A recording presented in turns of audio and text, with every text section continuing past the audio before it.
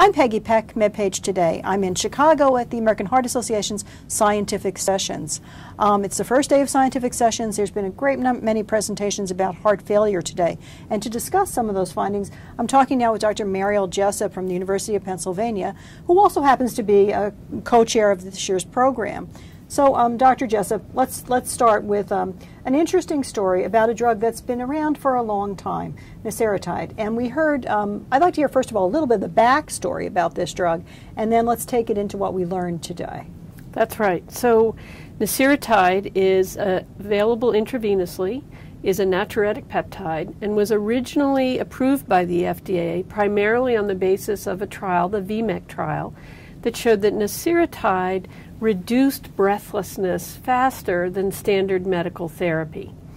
I think the community at large was very excited about this, and the need is so great for a new drug in acute decompensated heart failure that the take-up of the drug was truly astonishing, and many people used the drug. Subsequently, there were two important papers that raised the issue on the basis of meta-analysis that this drug worsened renal insufficiency. This resulted ultimately in a panel that was chaired by Dr. Braunwald to make some recommendations and assess the data, and from that came the recommendation to do an outcomes trial, which was the ASCEND-HF trial that we saw today. Mm-hmm. So what did we hear today in terms of ASCEND-HF? What we heard is that once again this drug seems to reduce breathlessness in a few hours, and although it was a comparison to standard medical therapy, and it wasn't an overwhelmingly obvious effect, but nevertheless there's a nice signal that the drug does indeed do what we thought all along, that it reduces breathlessness. But we saw no impact on recurrent hospitalizations or on mortality. So yet another drug in the management of acute decompensated heart failure that has some slight benefit while the patient's in the hospital, but doesn't change the natural history. I want to say there was a press briefing about this study today, and an interesting comment was made during that briefing. It actually was made by Dr. Califf that right now in 2010 kind of doubted that the data that were originally presented to the FDA would be sufficient enough to get this drug approved. And I'm just wondering if you have a sense of... I think that was a really important point that was made, that back in the day when Nasiratide was approved, it was enough to show that it made the patient feel better.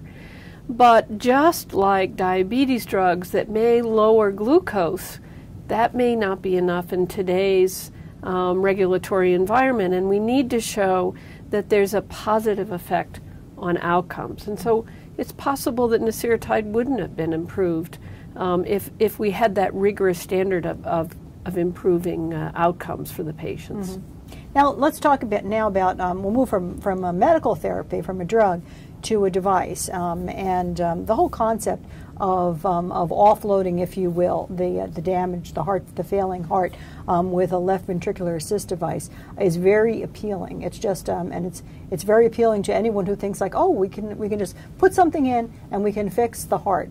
And these devices have been used. There have been some that have been approved for bridge to transplant for these patients that are on the list. They're waiting for a new heart. We've seen that list expanding and expanding. So looking for a good device that for those patients has been a really important search, if you will. So today we heard about a device, Heartwear, mm-hmm. which is very small and apparently very simple. It doesn't require a pocket in the just inserted directly into the pericardium. Doesn't require a device pocket. So I'd like to talk a little bit about, I know you're an investigator for this trial and we need to disclose that, but talk a little bit about the findings you reported. Well, I think what's very important to remember is that the ventricular assist device technology, which has been around for many decades now, is still in its, if not its infancy, its adolescence. If we think about how hard it was to develop prosthetic heart valves, think of how many years that's taken, and we still have problems. And the simplistic technology of a heart valve really underscores how complicated it is to develop a pump that's going to replace the human heart. So that this hardware trial showed, in comparison to a contemporaneously implanted group of patients that are in the INTERMACS registry, that it was as good, if not better, and improved the long-term outcome of the patient from quality of life, and that the adverse effects were at least similar, if not better, than this simultaneously derived trial from derived cohort from INTERMACS. So, what is it that we need from a ventricular assist device? We need these devices to be durable. Ideally, we shouldn't have to use anticoagulation because there's always bleeding problems. We need to understand how that will maintain intrinsic heart function, because we're finding out more and more of these non-pulsatile devices are causing hypertension, they're causing aortic insufficiency. And so I don't think the story is over. We need to understand the engineering of these devices to not cause hemolysis, not initiate GI bleeding. So this was a good step. The results look promising. But I don't think this will be the ultimate VAD. I think all the companies that are involved in VAD technology continue to develop better VADs, and we have to find that ideal one that will really allow us to implant it in less sick patients without associated morbidity and to really prolong life. So, heart failure is, and I know you've told me this many times before, huge public health problem. And every year we have sessions on heart failure. We have a whole track on heart failure, and but we haven't seen a big advance yet, and certainly not in decompensated heart failure.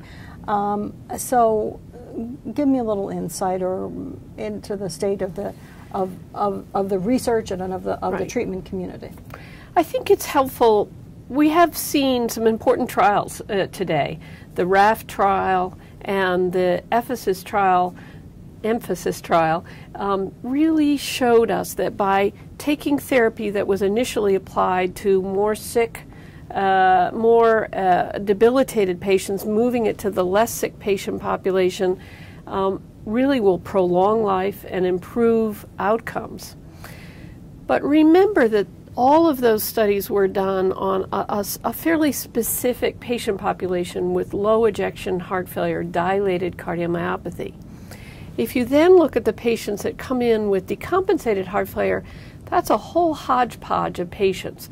They're patients that have severe hypertension, they're patients with renal insufficiency, they're patients with normal EF heart failure, there may be patients that are non-compliant, there may be patients with infiltrative cardiomyopathies, and it may be that it's not reasonable to expect that a single therapy, when applied to that wide group of patients, is going to make a difference.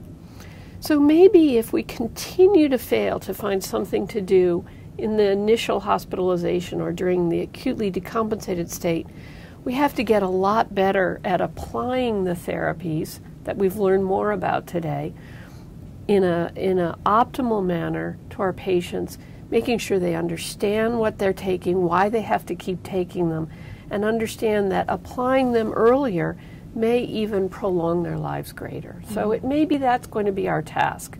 And that's what Get With the Guidelines is about, and why we're moving Get With the Guidelines to the outpatient arena as well. So to summarize, there's been some progress, but this really, heterogeneous disease, which we sometimes like to lump that it's all the same. Right. We're just on a road to progress, but we haven't gotten that big. It's unlikely that there'll be that huge advance because of the nature of the disease. I think that's right, and I think we keep chipping away at it. But it's probably going to be a combination of those really big advances, the home runs like ACE inhibitors and beta blockers. But even with those groups of drugs and defibrillators, they're not being used appropriately in this country and elsewhere in the world. So it's going to be using the tools we have and making sure that they're applied to all of the eligible patients. But the thing that we don't talk about enough is trying to prevent heart failure. And just controlling high blood pressure would reduce the incidence of heart failure by 50%. So prevention and also a systems approach to it apparently is what we're really going to be seeing as this evolves. Well, thank you very much, Dr. Jessup. It's always a pleasure to speak with you. Here in Chicago at the American Heart Association Scientific Sessions, I'm Peggy Peck, MedPage Today.